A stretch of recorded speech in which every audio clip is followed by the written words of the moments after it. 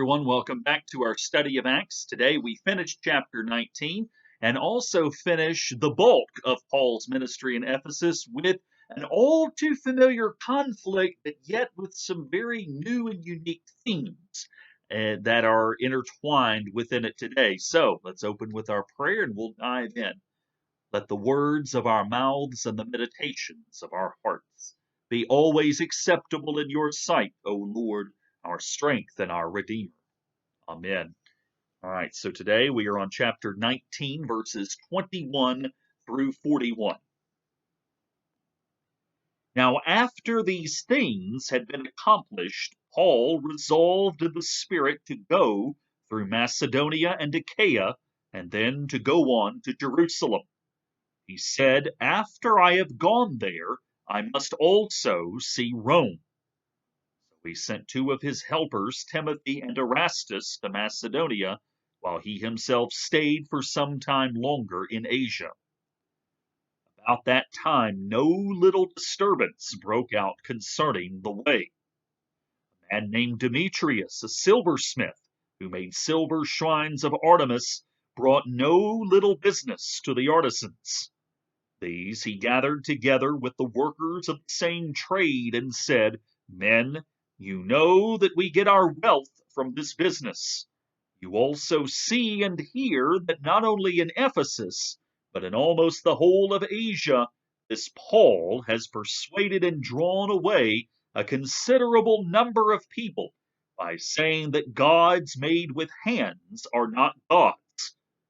There is danger not only that this trade of ours may come into disrepute, but also that the temple of the great goddess Artemis will be scorned, and she will be deprived of her majesty that brought all Asia and the world to worship her." When they heard this, they were enraged and shouted, "Great is Artemis of the Ephesians!" The city was filled with the confusion. People rushed together to the theater, dragging with them Gaius and Aristarchus, Macedonians who were Paul's travel companions. Paul wished to go into the crowd, but the disciples would not let him. Even some officials of the province of Asia who were friendly to him sent him a message urging him not to venture into the theater. Meanwhile, some were shouting one thing, some another, for the assembly was in confusion, and most of them did not know why they had come together.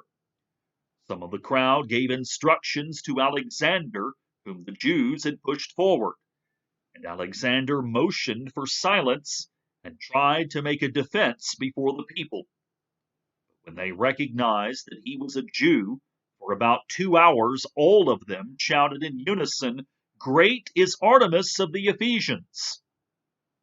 When the town clerk had quieted the crowd, he said, "Citizens of Ephesus, who is there that does not know that the city of the Ephesians is the temple keeper of the great Artemis and of the statue that fell from heaven?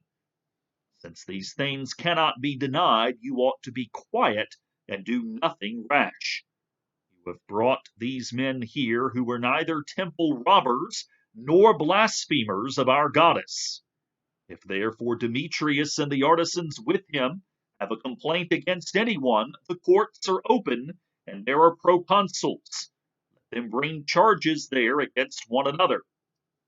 If there is anything further you want to know, it must be settled in the regular assembly. For we are in danger of being charged with rioting today, since there is no cause that we can give to justify this commotion." When he had said this, he dismissed the assembly.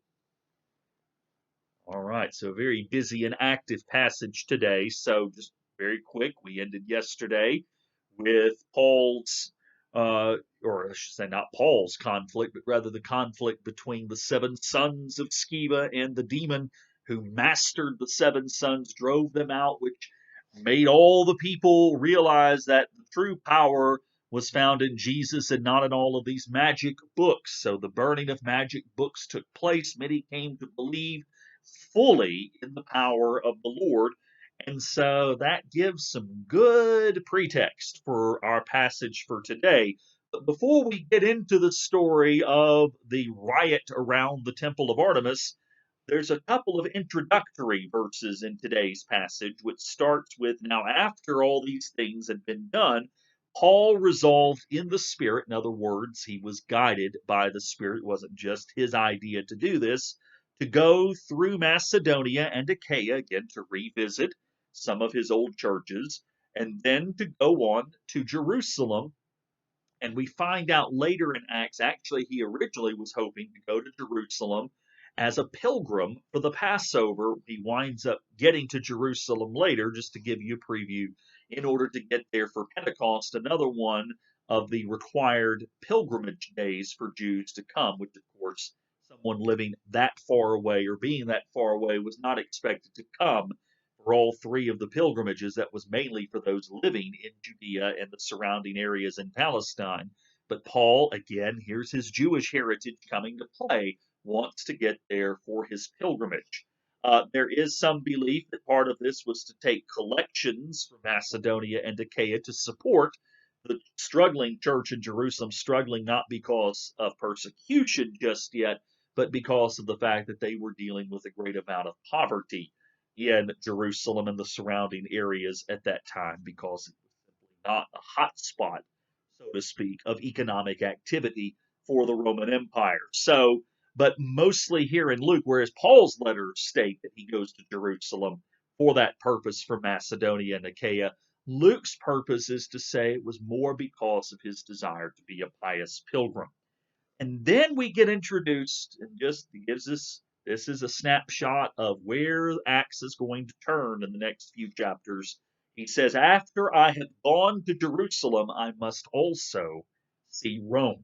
Here's the first indication we get of Paul turning his focus not just to the areas in which he's doing his missionary work, but to go to the center of power of the Western world itself, to Rome, which is where Acts will end and come to its climactic conclusion.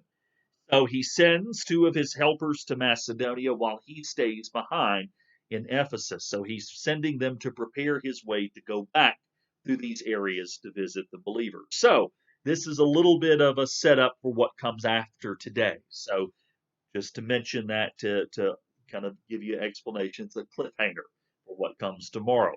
But now the main subject we turn to, and that's in verse 23. About that time, no little disturbance broke out concerning the way. And there's that expression, the way, used in a Pauline context here.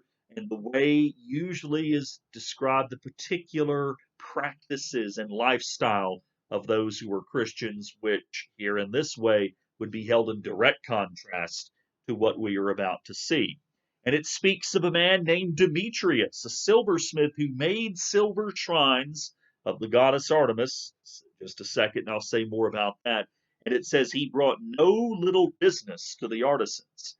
As N.T. Wright says, it was a matter of the fact that no little disturbance was brought up by Demetrius because Paul's ministry was causing him little business, or was taking away no little business in that context. So Artemis, the shrine of Artemis, or the temple of Artemis, was one of the seven ancient wonders of the world. So this is no little podunk type of place. This was a place, speaking of pilgrimages, talking about Paul going to Jerusalem, Ephesus was a place of pilgrimage because of the shrine of Artemis. It was a place for the locals and for international flavor. So, you can begin to see a little bit about why Paul stayed so long in Ephesus, because it is truly a place it is an economic center and a cultural center, but it is a very strong religious center, perhaps even more so than Athens or any of these other places that he's been, despite all of the statues that he references in Athens. Ephesus is a place which is very active in the Gentile pantheon of worship at this point. And like anything, like any god of that point, there was a cult that surrounded it, and no little cult, to use the language here of this passage, in which people made their pilgrimage, and not quite the same, but they would buy souvenirs. They would buy a silver shrine to take home. They would buy trinkets of things that they could take home and show to their families and remind themselves of their trip to see Artemis, so that they could then all have things that they could offer their sacrifices or their votive gifts to if they did truly worship Artemis. But even people who didn't necessarily worship Artemis came from all parts of that corner of the world simply because it was a huge cultural deal. It's kind of hard to really give a modern parallel to this. I can liken it to an extent, and particularly in how the conflict comes up.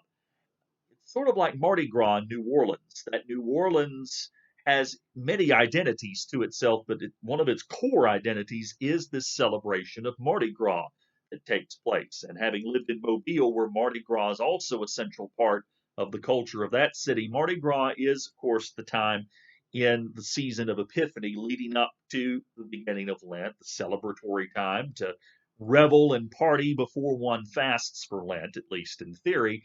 But it is really a whole year-round thing. There are Mardi Gras crews that meet all across the year. They take a little bit of time off, but the economy of New Orleans is so centered around Mardi Gras, and Mobile too, for that matter, that if you had somebody, and if you go down to Bourbon Street during Mardi Gras, there are these people out there who will preach and talk about the sins of it. If you were to take Mardi Gras out, even people who don't really care for Mardi Gras, but they will tell you that city of New Orleans and the welfare of its people is dependent upon Mardi Gras to a large extent. So that's probably one of the best similarities that I can tell you. So if you were to take Shrine of Artemis out, and if you were to denigrate the shrine, it would basically take away the livelihood of the people of Ephesus. Well, Paul never ever says, I'm going to take away the shrine of Artemis.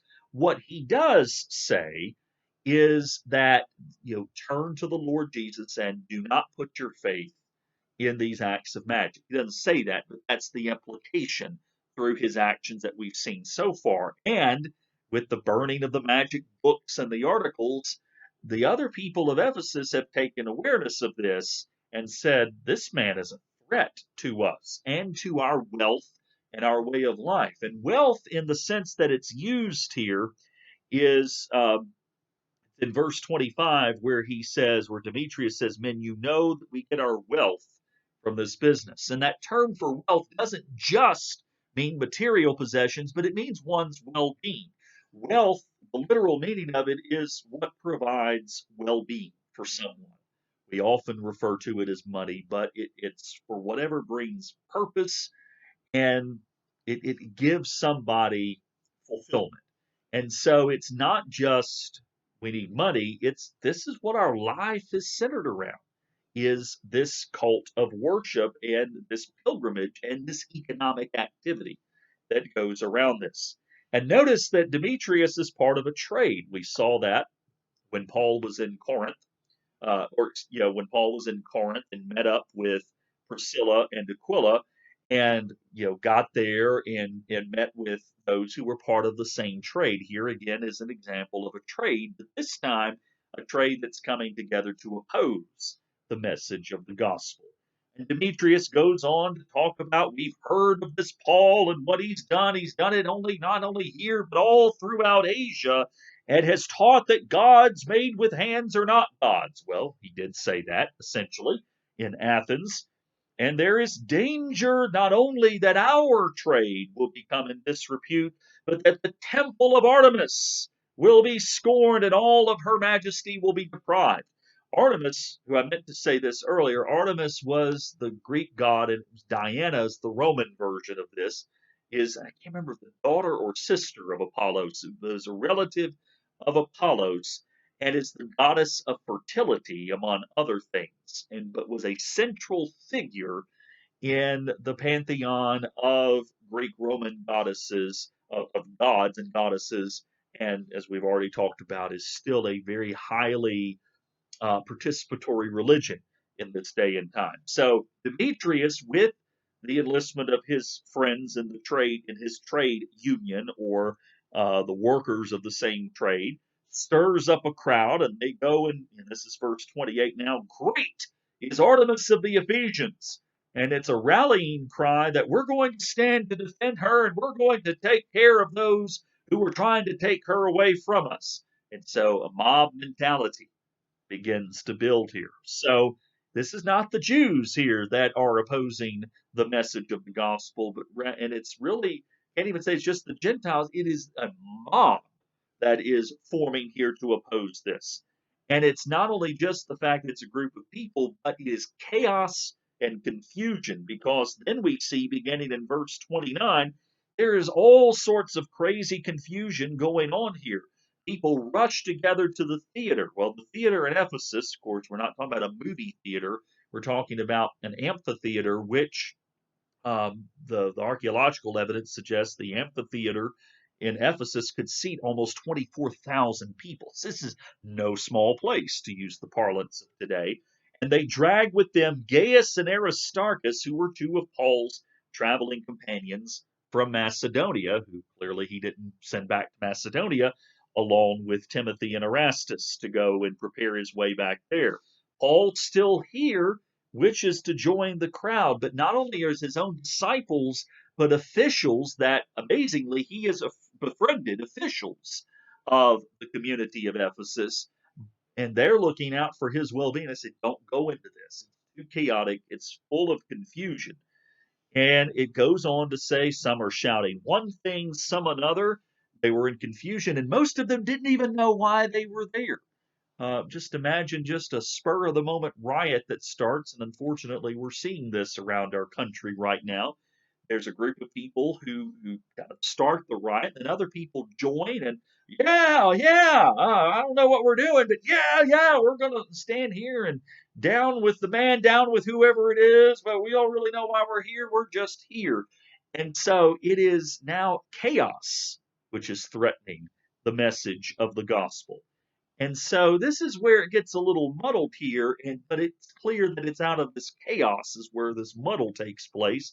Some of the crowd, presumably the Jews, gave instructions to Alexander, whom they then push forward.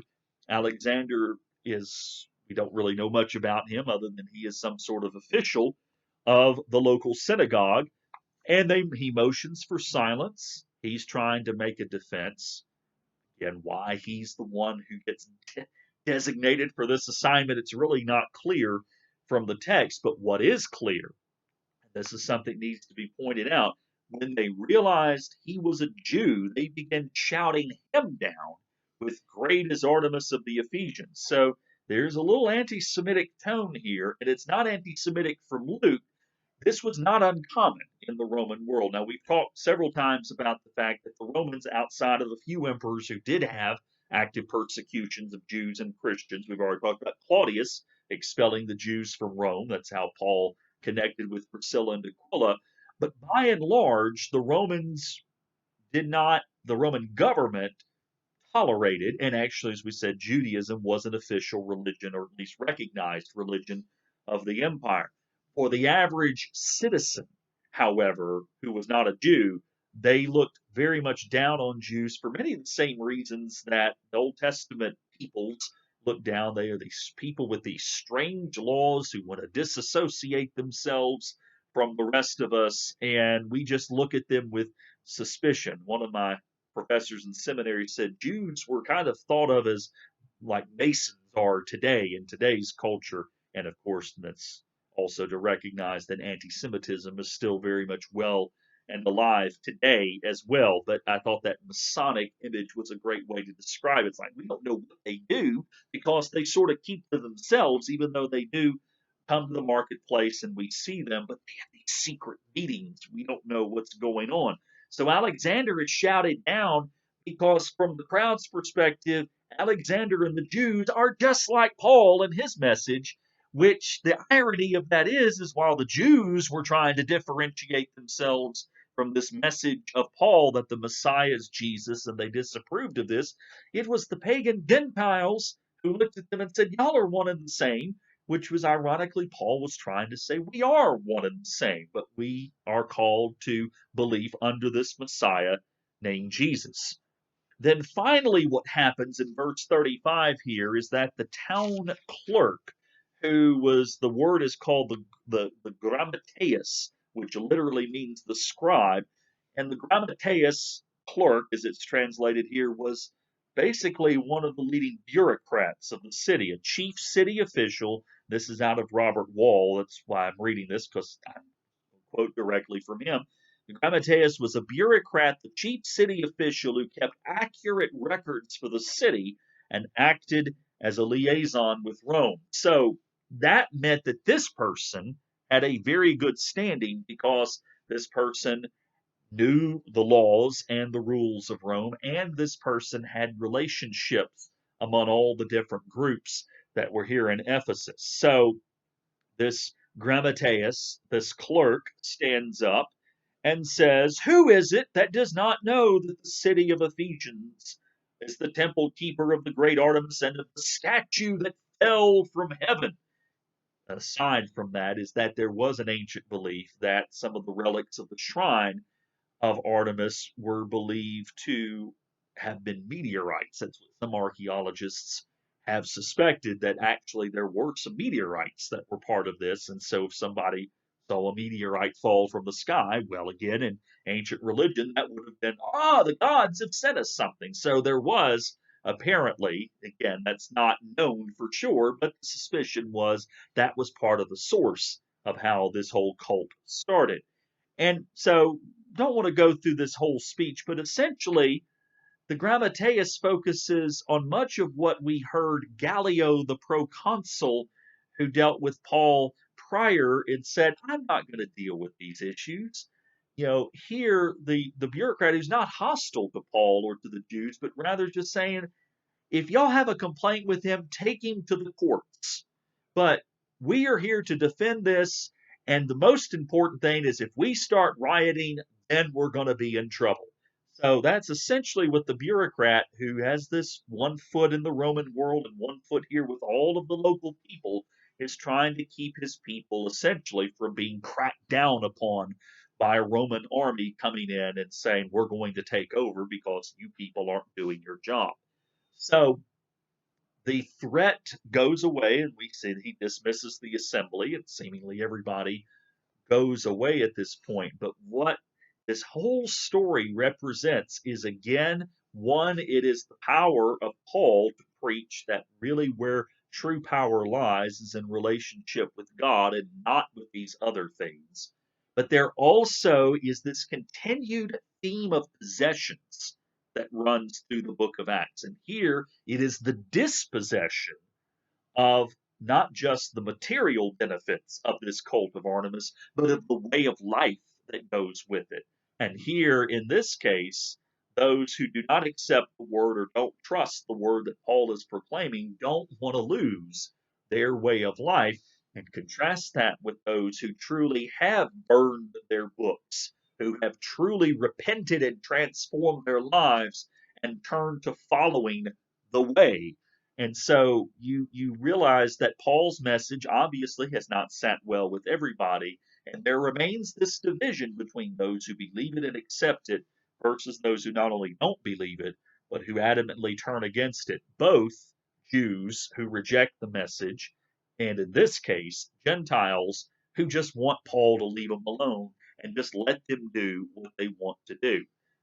Speaks a lot for our world today that when we talk about conversion, you know, the church, one of the great struggles the church has always faced is, well, people want to believe in Jesus and they want to do the things, but truly to be a believer means to change your life to reflect a certain way in which we carry ourselves, in which we live, our daily practices, our very outlook on life is centered around an abiding trust in God's grace and goodness towards us, and it's reflected in how we treat each other, and how we act toward each other, and how we talk to each other, and in how we talk about our own lives and the world around us. And so that's where a lot of this passage really has resonance for us today, is understanding that there are always going to be competing influences outside the church, but also inside the church for our loyalty, for our obedience, for our faithfulness. And so here we see that even down to our very possessions, And the question is, what truly gives us wealth in this life is that which gives us a true sense of who we are and our well-being. And this is the beauty of our Episcopal faith, is that when we live out the fullness and the richness of our tradition, it speaks of the fact that God desires us to be happy and joyful and to be full of life, not as an end to itself, but rather as a gift to share with one another, just as I finished in my reflection with you yesterday. So, we're out of time. I could say more on this, but I just want you to hold that image in your mind about those competing influences and the need to continue to remain focused on God's call to us in the way of life that we are called to live. So, our reading for tomorrow will go into chapter 20, verses 1 through 16, is the lectionary reading for tomorrow. Look forward to being with you then. Take care and see you then.